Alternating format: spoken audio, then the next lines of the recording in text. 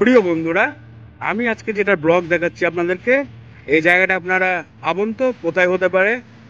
হ্যাঁ, যারা পর্যটক, যারা ভ্রমণ পিপাসু, তারা এই জায়গাটা দেখতে পেলে চিনতে পারবেন, কিন্তু বাকিরা নাও চিনতে পারেন। হ্যাঁ, এটা হলো মালদা ডিস্ট্রিক্টের গৌড়ে অবস্থিত গুণমন্ত মসজিদ।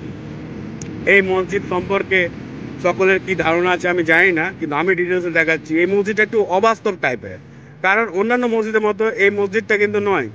দেখতে পাবেন 8টা গম্বুজ নিয়ে অবস্থিত এই মসজিদটির।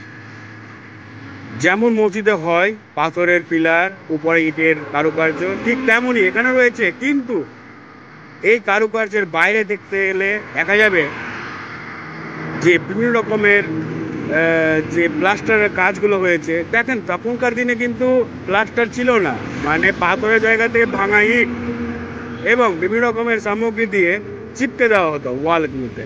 তো এটা হলো 3টে রুম ছিল, যার একটা রুম দেখাচ্ছি। আর এই ওয়ালগুলো চিপকে দেওয়া হয়েছে গম্বুজের বাইরে। এইটা একটা ফটক, যার দুয়ারটার উপরে একটা জানলা রাখা হয়েছে। তো এই গম্বুজটা আনুমানিক 1484 খ্রিস্টাব্দে এটা তৈরি করা হয়েছিল। আপনারা গুগলে সার্চ করলে দেখতে পাবেন এর ব্যাপারে। আর আমি এটুকুটাই বলবো, যারা ভ্রমণ পিপাসু রয়েছে তারা গৌড় ঘুরতে আসতে গেলে এই জায়গাটা অবশ্যই আসবেন। দেখার মতো জায়গা, একটু ভৌতিক লাগতে গেলেও কিন্তু জায়গাটা ভালো, বেশ ভালো। মানে অনেক সময় হয় কি যে মোবাইলে বা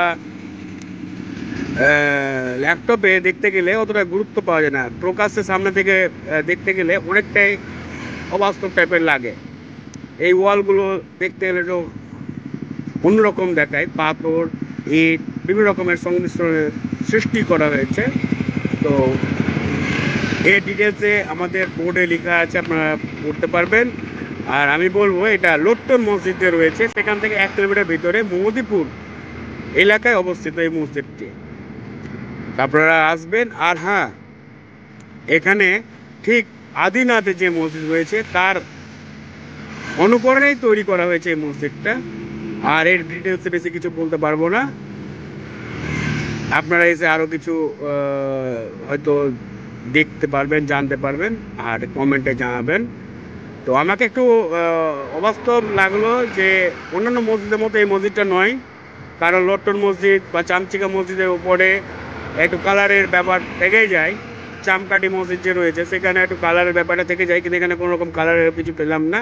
এখানে শুধু পেলাম ওয়ালগুলোতে ছোটো ছোটো ইট ভাঙা ও পাথর দিয়ে আটকে রাখা হয়েছে। আর বিভিন্ন রকমের কলা কৌশলের একটু নিদর্শন আমি খুঁজে পেয়েছি। ঐতিহাসিকদের মতে জানতে গেলে অবশ্যই গুগলে সার্চ করে দেখতে হবে। আর নতুন নতুন ভিডিও পেতে আমার চ্যানেল অবশ্যই সাবস্ক্রাইব করতে হবে।